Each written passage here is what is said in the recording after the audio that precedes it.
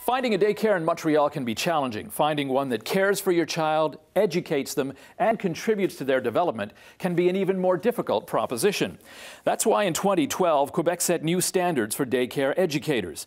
At least 2/3 of educators in all daycares must have a Cégep Early Childhood Education diploma or equivalent. 90% of public daycares and 82% of subsidized daycares are there and complying with the stipulation. However, only about half as many non-subsidized daycares have enough qualified educators on their staff. So why is there such a lack of qualified educators in non-subsidized daycares? Citylife reporter Giordano Cescutti takes a closer look. Lynn Sock has had 4 children go through Quebec's daycare system. Some of her children have been cared for by what the Ministry of Families calls unqualified educators. She's changed daycares in the past for numerous reasons, one being a lack of stimulation. It also could be because of the other students, the other children that were in the daycare.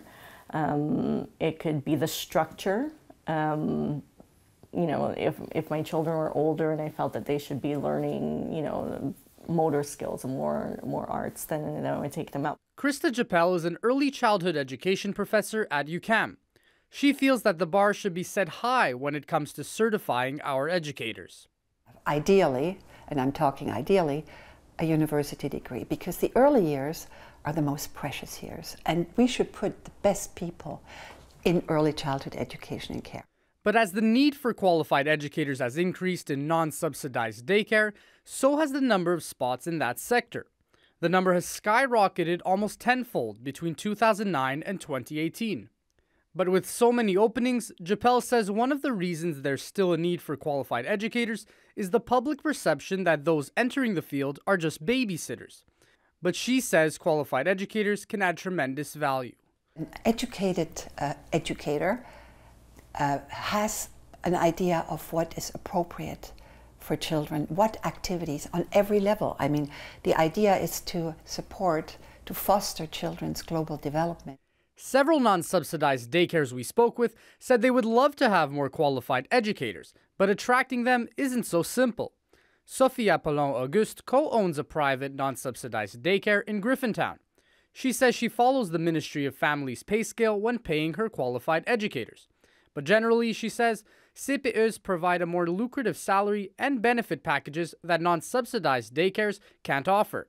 The workload may also be higher in non-subsidized centers. A lot of private non-subsidized daycare don't have a support team, a secretary, an assistant, an educational counselor.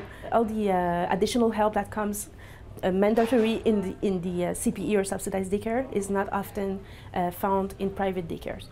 So sometimes they feel like the burden is heavier on their shoulders because they have to figure everything out. That's why she says since opening at the beginning of 2019, she's made a concerted effort to find qualified educators, even recruiting at least 3 of them from CPEs. She now has 5 qualified educators out of 7 on her staff, but getting to that number wasn't easy. She says she usually goes through about 80 resumes to find an educator. We send CVs, job postings to universities, college, Kijiji, Craigslist, Indeed, Job Boom, all the different platforms that exist, Emploi Québec as well, because it's a constant battle to find qualified educators or just educators that want to stay with us in a long-term basis. Sock thinks that due to the small discrepancy in pay, unqualified educators would prefer to forego the diploma program and find work in the private sector. That's why she believes there needs to be an incentive for educators to want to become certified. That way our youth benefit most. The government wants to impose these requirements, then pay more. That's it. And its bottom line is money. Giordano Cescutti, Citylife, Notre-Dame-de-Grâce.